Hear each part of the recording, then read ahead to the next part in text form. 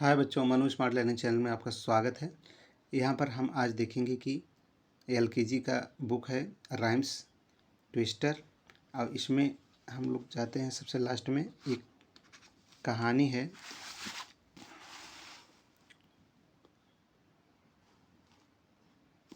कहानी का नाम है मूर्ख बिल्लियाँ।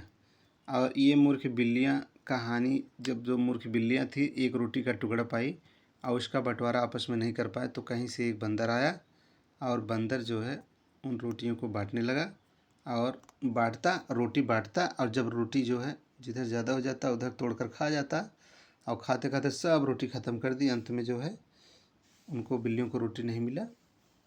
और इस प्रकार से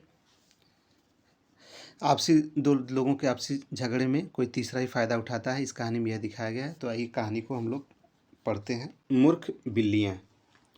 एक बार की बात है, दो बिल्लियाँ एक रोटी के टुकड़े के लिए आपस में लड़ रही थीं।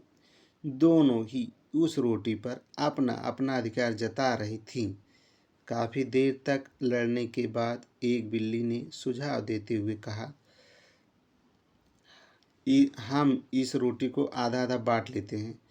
मैं इसके दो टुकड़े कर देती हूँ, एक तुम ले लेना और एक मैं। तुम क्यों इसके दो टुकड़े करोगी? बड़ा टुकड़ा अपने पास रखने के लिए मैं करूँगी इसके दो टुकड़े। क्यों, क्या तुम बेईमानी नहीं करोगी?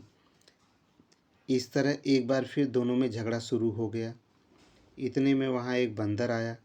बंदर को देखकर दोनों बिल्लियों ने उससे ही रोटी का दो बराबर टुकड़े करने को कहा। बंदर बहुत चालाक था। उसने रोटी के दो टुकड़े किए और दोनों हाथ में रखकर उसकी बराबरी देखने लगा। उसे एक टुकड़ा कुछ बड़ा लगा। उसने उसमें से थोड़ी रोटी तोड़कर खा ली। इस बार बंदर को दूसरा टुकड़ा बड़ा लगा और उसने उसमें से भी थोड़ी रोटी तोड़कर खा ली। इस तरह थोड़ा थोड़ा करके ही वह पूरी रोटी चट कर गया और दोनों बिल्लियां मुंह ताकती रह गई। तो याद रखिए कि दो लोगों की लड़ाई में लाभ सदा तीसरे को ही होता है।